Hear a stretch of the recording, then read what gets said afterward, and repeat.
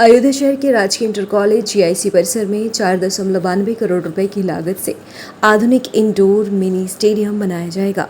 नगर विधायक वेद प्रकाश गुप्ता और महापौर महंत गिरीश पति त्रिपाठी ने वैदिक मंत्रोच्चारण और विधि विधान के साथ भूमि पूजन कर निर्माण कार्य का शुभारंभ किया है।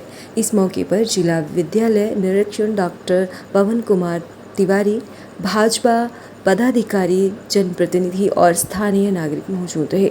निर्माण की जिम्मेदारी CNTS और उत्तर प्रदेश जल निगम को दी गई है और इसे 1 वर्ष में पूरा करने का लक्ष्य रखा गया है। स्टेडियम में badminton, tennis, table tennis, volleyball और बास्केटबॉल जैसी सुविधाएं रहेंगी। साथ ही प्लम्बिंग, सैनिटरी, सीवरेज और आंतरिक विद्युतीकरण जैसे अवस्थापना कार्य भी परियोजना का हिस्सा है।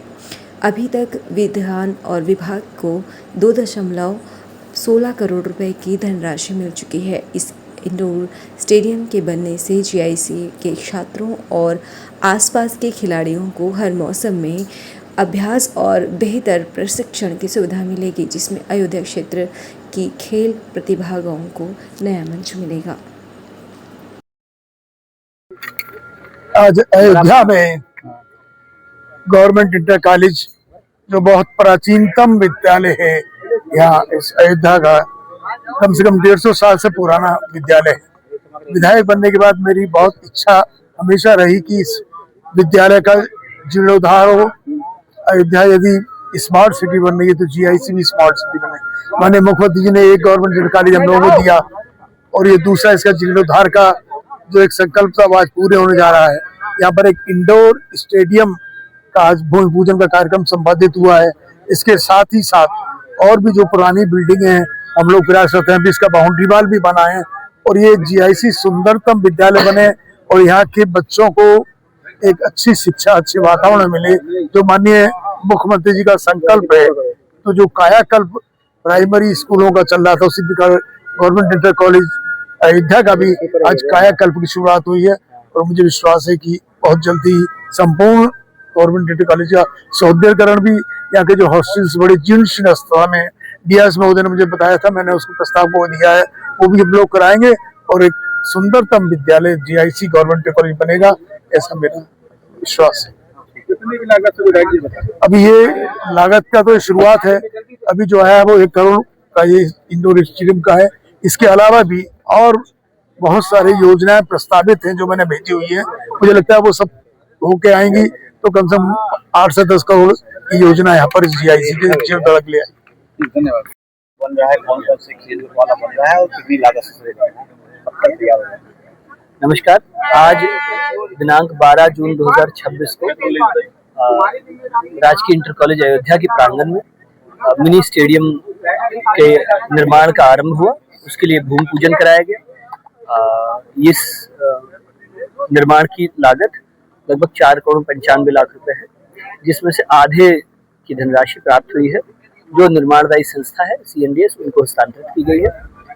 इस स्थान पर एक पुराना हॉल था, पुराना कर्मचारियों के आवास थे, जिसकी नीलामी कराई गई और उसको गिराने के बाद इसका निर्माण आज से शुरू हो रहा है। सर, लगभग कितने क्षेत्र में बनेगा? क्षेत्र की मांग, कितनी लंबाई चौड़ाई? क्षेत्रफल ऐसे तो अभी याद नहीं है। लागत कितनी रहेगी इसकी? 200 बच्चे इसको देख सकेंगे और 2 टीमें एक साथ, 2 मैच एक साथ हो सर, लागत लगभग 4 करोड़ 95 लाख। सर, रेनोवेशन का पैसा भी आया है? हाँ, आया है, अभी काम शुरू नहीं हो पाया। उसके लिए UPPCL संस्था है, उसको दिया गया है, वही पूरे जनपद के लिए है। ठीक है सर।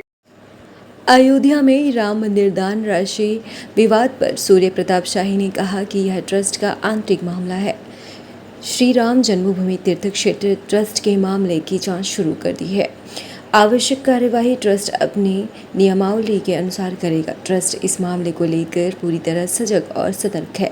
किसी भी श्रद्धालु की आस्था के साथ खिलवाड़ नहीं होने दिया जाएगा। यदि कहीं भी कोई कमी या अनियमितता है तो उसकी जांच की जाएगी। श्री राम जन्मभूमि तीर्थ क्षेत्र ट्रस्ट एक स्वत्य यानी स्वशासी संस्था है। ट्रस्ट भारतीय ट्रस्ट कानून के तहत पंजीकृत स्वतंत्र संस्था है। सरकार फिलहाल इस मामले में हस्तक्षेप नहीं कर रही है क्योंकि यह ट्रस्ट का विषय है। यदि ट्रस्ट सरकार से किसी सहायता या कार्यवाही की अपेक्षा करेगा तो सरकार उस पर विचार करेगी।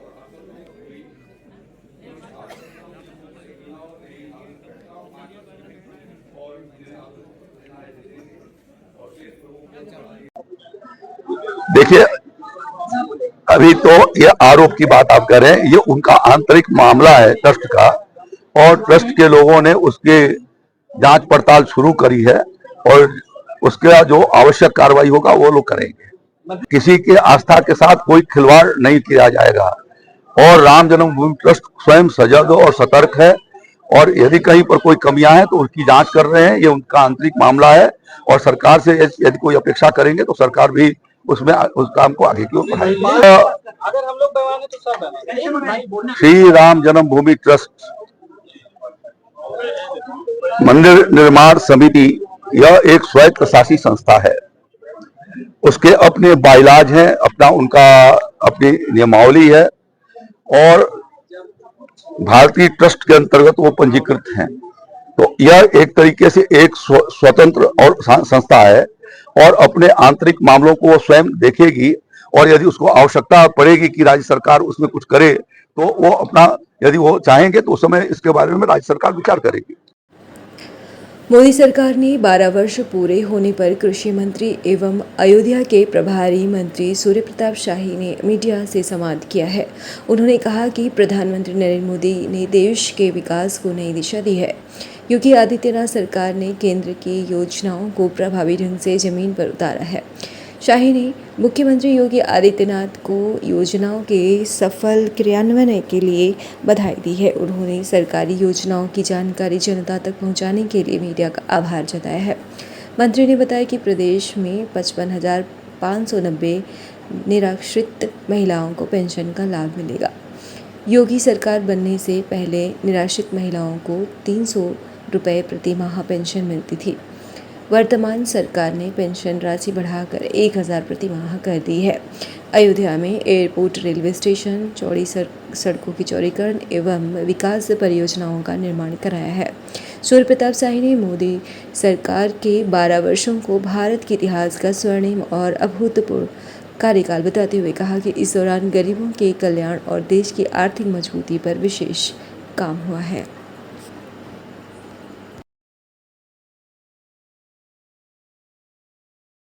उस दृष्टि से उन्होंने प्रयास किया है और उसमें योगी आदित्यनाथ जी की सरकार ने यहाँ पर उसको जमीन पर उतार करके और प्रभावी रूप दिया है।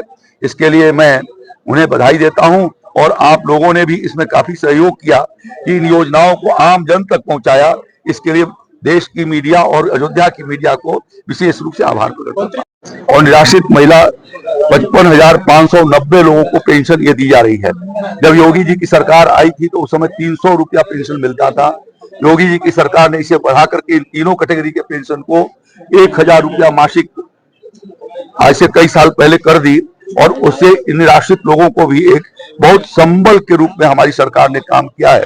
इस तरह से प्रधानमंत्री मोदी जी का एक 12 वर्ष का कार्यकाल एक स्वर्णिम कार्यकाल रहा है और भारत के इतिहास के लिए एक अभूतपूर्व कार्यकाल रहा, जिसमें आम आदमी, गरीब आदमी के समस्याओं के समाधान करने के साथ साथ देश को आर्थिक रूप से कैसे